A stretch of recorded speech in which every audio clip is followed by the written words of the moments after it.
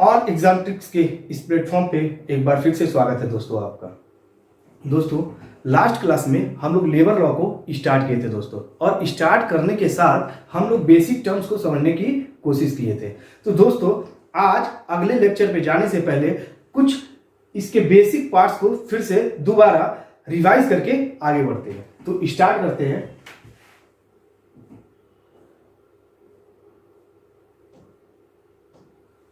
दोस्तों सबसे पहले जो हम लोग पढ़े थे वो पढ़े थे कि श्रम अधिनियम मतलब लेबर एक्ट क्या होता है दोस्तों, मतलब व्हाट इज लेबर एक्ट।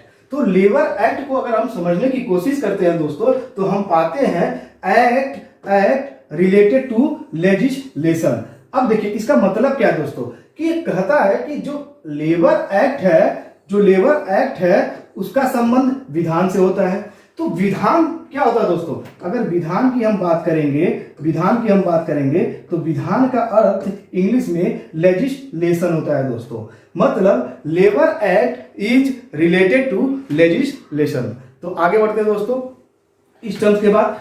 अब देखिए क्या है अगला जो, अब लेजिस्लेशन क्या होता है। तो दोस्तों लेजिस्लेशन को अगर समझना है तो सिंपल सा यहां लिखा हुआ है लेजिस्लेशन इज लॉ। मतलब दोस्तों जो लेबर एक्ट होता है वो लेजिस्लेशन होता है, और लेजिस्लेशन जो होता है दोस्तों वो लॉ से रिलेटेड होता है। तो इसका मतलब हम समझ सकते हैं इस पूरे सब्जेक्ट में, मतलब लेबर लॉ के अंतर्गत हम कहीं ना कहीं लेबर एक्ट के अंतर्गत लेबर लेजिस्लेशन की बात करेंगे। साथ में लेबर लेजिस्लेशन का मतलब ये होता है दोस्तों कि लेबर से संबंधित लॉ का अध्ययन करेंगे इसके अंतर्गत। समझ गए कि नहीं बात को? ठीक है दोस्तों, फिर आगे बढ़ते हैं थोड़ा।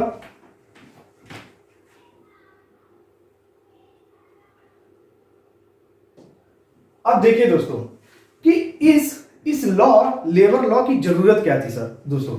तो लेबर लॉ की जरूरत जो थी दोस्तों हम पढ़े थे लास्ट क्लास में, which is required to run the system. मतलब इस सिस्टम को रन कराने के लिए हमें लॉ की जरूरत पड़ती है दोस्तों। अब जो लॉ है वो किन के लिए और किन के बीच कॉम्पोनेंट। अब इतना तो समझ गए दोस्तों हम कि which is required to run the system, मतलब लेबर लॉ की नीड क्या है, क्यों जरूरी है लेबर लॉ। तो नीड हम ये पाते हैं कि सिस्टम को रन करने के लिए हमें लेबर लॉ की जरूरत होती है दोस्तों।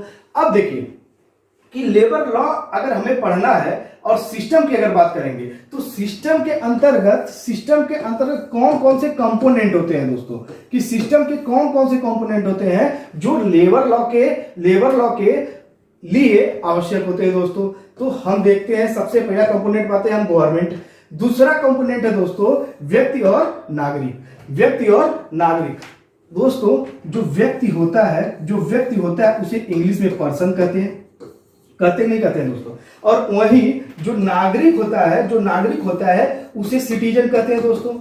होता है नहीं होता दोस्तों, इसको पढ़े थे समझे थे, तो एक बार फिर से हम रिवाइज करते हैं कि जो व्यक्ति होता है वो किसी भी देश का हो सकता है, मतलब एनी कंट्री का पर्सन व्यक्ति के कैटेगरी में आता है दोस्तों। वही नागरिक वो होता है मतलब सिटीजन वो होता है जिसको उस कंट्री के कॉन्स्टिट्यूशन के अकॉर्डिंग कुछ स्पेशल राइट मिले होते हैं दोस्तों।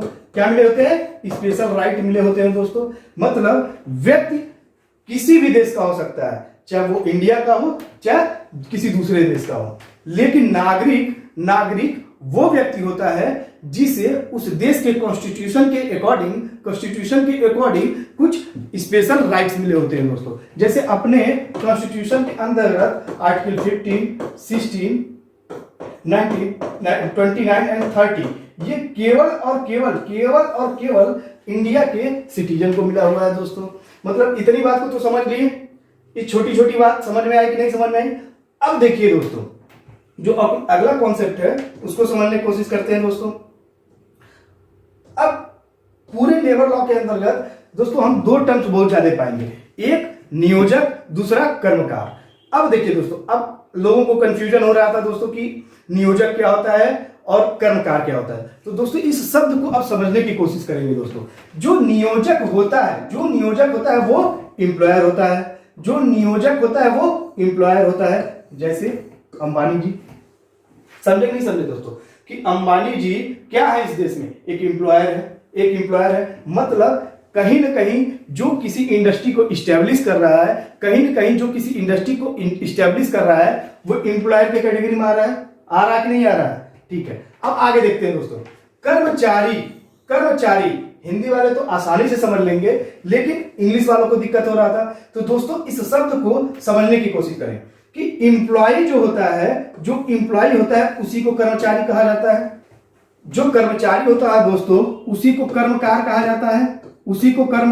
जाता है। मतलब इतनी बात तो समझ में आई कि एम्प्लॉयर का मतलब वो होता है दोस्तों जो इंडस्ट्री को इस्टेब्लिश कर रहा है, मतलब जो इंडस्ट्री को इस्टेब्लिश कर रहा है वो एम्प्लॉयर है। साथ ही उस इंडस्ट्री के अंतर्गत काम करने वाले लोगों को एम्प्लॉय कहा जाता है दोस्तों।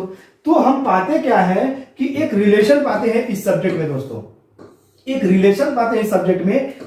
एक गवर्नमेंट है, ठीक है दोस्तों, और एक एम्प्लॉयर है, और पाते हैं क्या दूसरी तरफ एम्प्लॉय है। तो कहीं न कहीं लेबर लॉ के अंतर्गत दोस्तों हम इन्हीं तीनों की बात करेंगे कि नहीं बात करेंगे। गवर्नमेंट एम्प्लॉय के इंटरेस्ट की बात करेगी कि नहीं करेगी दोस्तों। वही ऐसा नहीं है कि गवर्नमेंट अगर एम्प्लॉय के इंटरेस्ट की बात करेगी कि तो एम्प्लॉयर के इंटरेस्ट की बात नहीं करेगी, ठीक है दोस्तों। तो एम्प्लॉयर के इंटरेस्ट को भी बात करना गवर्नमेंट की जिम्मेदारी है, गवर्नमेंट की अकाउंटेबिलिटी है, रिस्पॉन्सिबिलिटी है। तो ही लेबर लॉ के अंतर्गत जो कानून बनेंगे, जो लेजिस्लेशन बनाए जाएंगे वो सिस्टम को अच्छे से रन कराने के लिए आवश्यक होगा और पॉसिबिलिटी हो पाएगी कि किसी भी इंडस्ट्री को आगे ले जाया जा सके।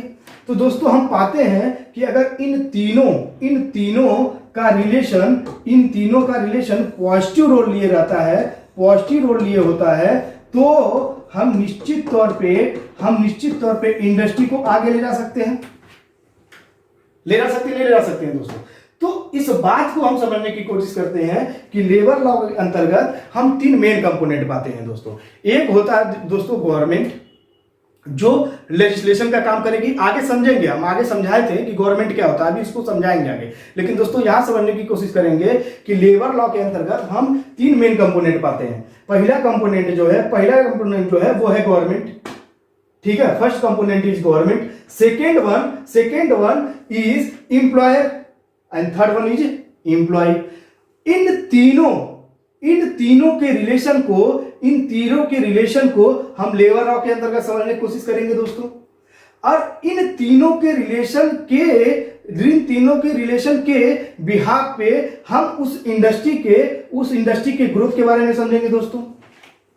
तो किसी भी देश में कोई भी लेबर लॉ बनाया जाएगा तो गवर्नमेंट वहां के एम्प्लॉय को ध्यान देने के साथ साथ वहां के एम्प्लॉयर का भी ध्यान देती है कि नहीं देती है दोस्तों। तो हम पाते हैं हाँ देती है। आप अपने ही यहां देख लीजिए, बहुत से कानूनों में ढिलवाई की जाती है, बहुत से मतलब उनको फैसिलिटी दी जाती है कि आपको सुविधा दी जाती है, लोन फैसिलिटी दी जाती है, अदर फैसिलिटी दी जाती है, एम्प्लॉयर को दी जाती है नहीं दी जाती है। तो दोस्तों यही है लेबर लॉ। अब इस लेबर लॉ को हमें समझने के लिए इन रिलेशन को समझना जरूरी है।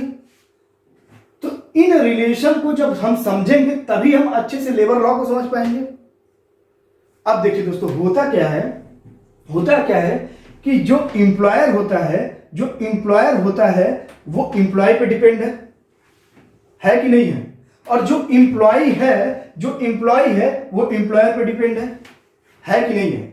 अब दोस्तों एक चीज समझते हैं, अगर हमें जो मतलब किसी भी कॉन्सेप्ट की जो मोरालिटी होती है, किसी भी कॉन्सेप्ट में जो इथिक्स होता है रिलेशन का, उसे समझना है तो अगर दोनों के बीच पॉजिटिव रिलेशन है तो ऑब्वियस सी बात है जो ग्रोथ मिलेगी वो इथिकल होगी, मोरल होगी कि नहीं होगी। वही दोस्तों वेलफेयर का कॉन्सेप्ट होता है जिसको हम सोशल सिक्योरिटी के अंदर भी पढ़ेंगे नहीं पढ़ेंगे। ठीक है दोस्तों, इतना समझ में आया दोस्तों। इसके आगे फिर बढ़ते हैं, देखते हैं अगला कॉन्सेप्ट क्या है।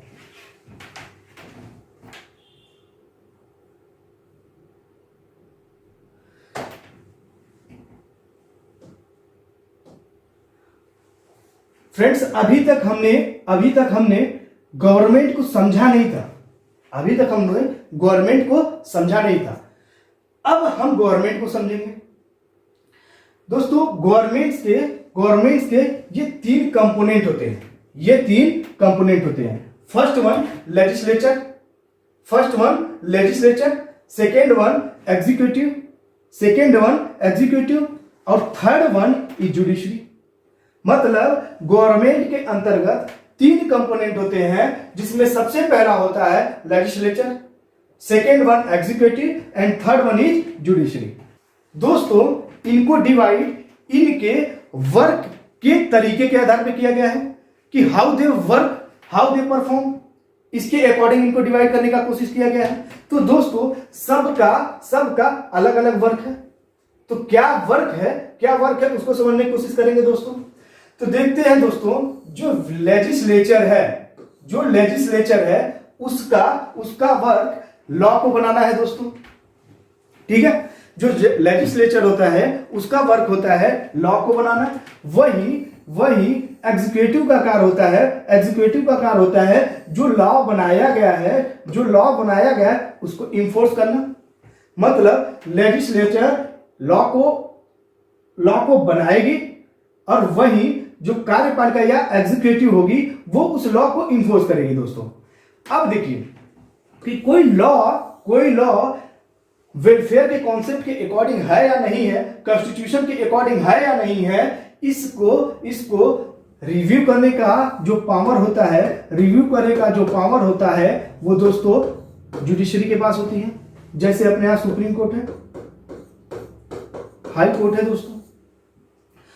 मतलब जो गवर्नमेंट है वो बेसिकली तीन पार्ट में डिवाइड होती है।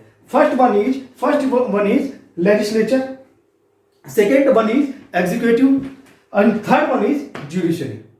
मतलब दोस्तों, इन सब को सही से समझने की कोशिश करेंगे तो हम ऐसा पाते हैं कि जो गवर्नमेंट है वो तीन रूपों में कार्य करेगी।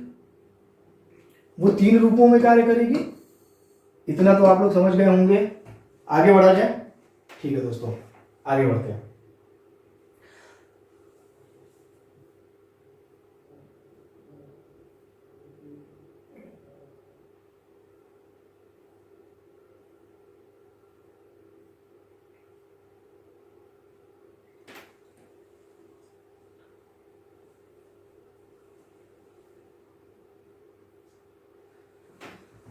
अब दोस्तों हम एक छोटा सा कॉन्सेप्ट समझेंगे, एक छोटे से कॉन्सेप्ट को की तरफ अंडरस्टैंडिंग बनाने की कोशिश करेंगे। वो क्या है ये समझते हैं कि दोस्तों एक्ट किसे कहते हैं, मतलब व्हाट इज एक्ट। तो उसको समझने के लिए दोस्तों हम एक बेसिक कॉन्सेप्ट समझेंगे।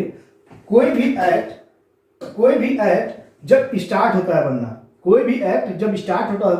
तो उसे बिल कहा जाता है।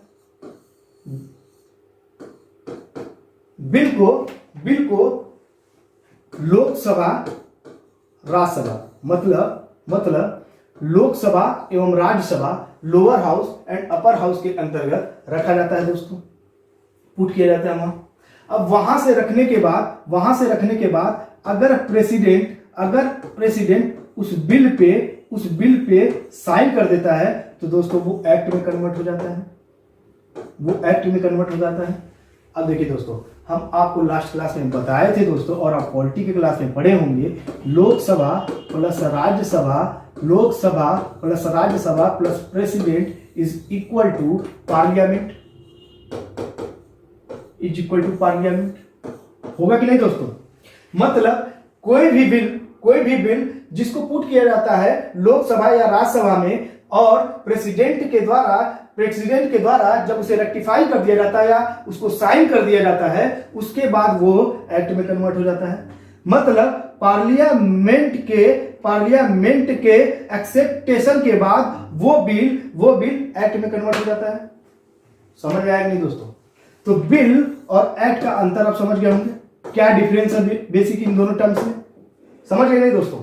ठीक है, फिर आगे बढ़ते हैं दोस्तों अगले कॉन्सेप्ट की ओर। अब देखिए दोस्तों,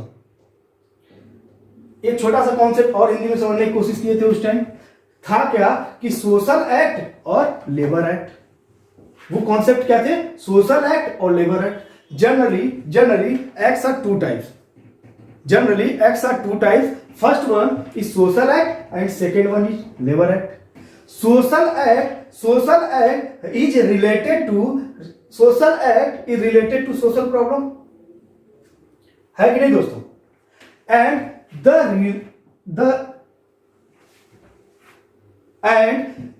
labour act is related to labour problem.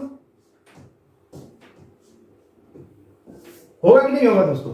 तो जैसे मतलब सामाजिक अधिनियम सामाजिक समस्या से जुड़ा हुआ होता है, वैसे ही श्रम अधिनियम श्रम समस्या से जुड़ा हुआ होता है।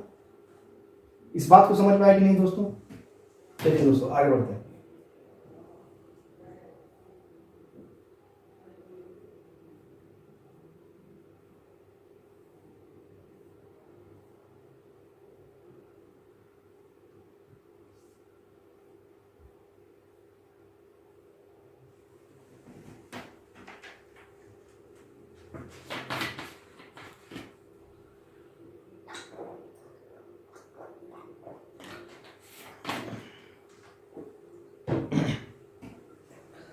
दोस्तों यहां तक समझने के बाद हम ऐसा पाते हैं कि जो इंडिया के अंतर्गत जो लेजिस्लेशन का डेवलपमेंट था वो धीरे धीरे हुआ, मतलब ग्रेजुअल प्रोसेस के द्वारा हुआ था दोस्तों। इस बात को हम समझे थे लास्ट क्लास में। मतलब जो इंडिया में लेबर लॉ का डेवलपमेंट हुआ था, इंडिया में जो लेबर लॉ का डेवलपमेंट हुआ था वो ग्रेजुअल प्रोसेस था कि नहीं था दोस्तों? हम उस क्लास में लास्ट क्लास में समझने की कोशिश किए थे कि हमें पता है कि अपना देश ब्रिटिश के उपनिवेश था। तो ब्रिटिश का उपनिवेश था, तो ब्रिटिशर्स थे वो गवर्नमेंट का रोल अदा करते थे। और अभी तक के कॉन्सेप्ट में हम समझे जो गवर्नमेंट होता है वही रेगुलेट करता है कहीं ना कहीं लेबर लॉ को। तो उस टाइम मतलब ब्रिटिशर्स के दौरान ब्रिटिश जो इंडिया में डेवलपमेंट हुआ था लेबर लॉ का, वो कहीं ना कहीं जो ब्रिटिशर्स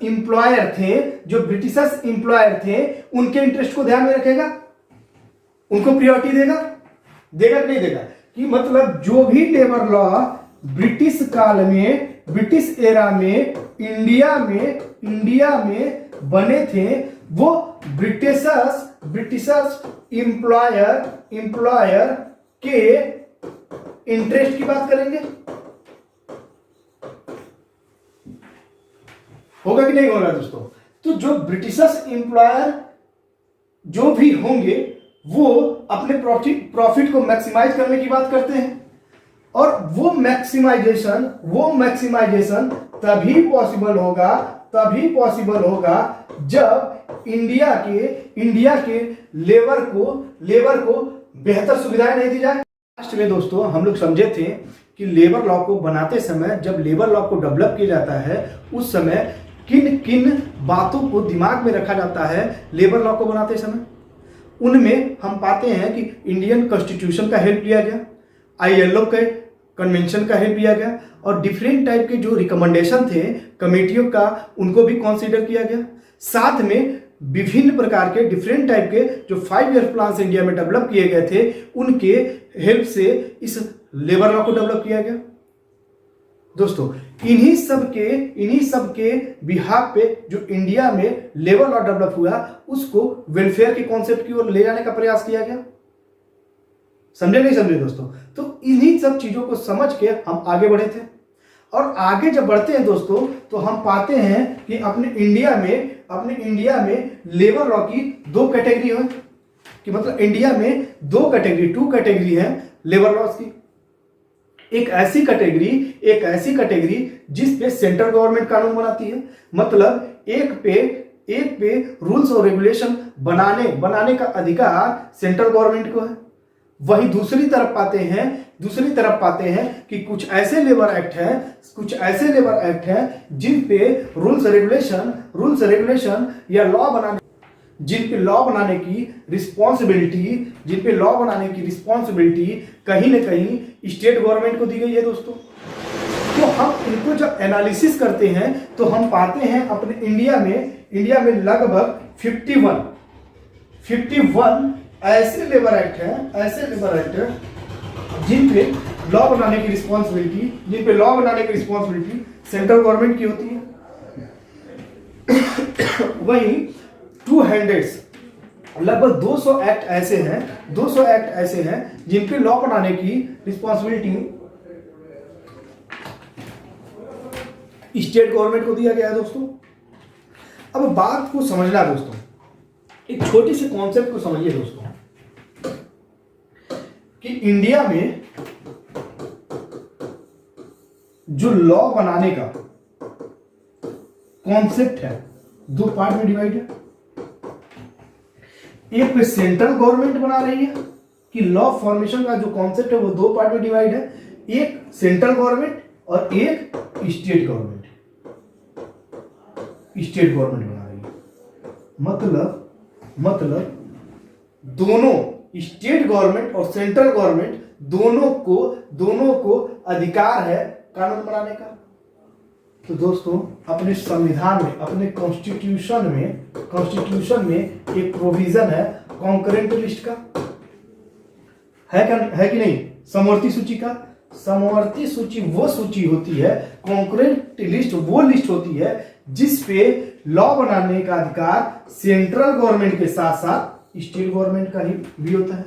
तो कभी भी पेपर में पूछ ले कि दोस्तों लेबर लॉ है वो कौन सी कैटेगरी में आता है, कौन सी सूची में आता है, कौन सी लिस्ट में आता है, तो हमें पता होना चाहिए। इस पे दोनों state government and central government दोनों लॉ फॉर्म कर सकती हैं, लॉ बना सकती हैं, इसलिए वो कॉन्करेंट लिस्ट में आएगा कि नहीं आएगा दोस्तों। इस बात को समझ गए इतना, आगे बढ़ा जाए दोस्तों।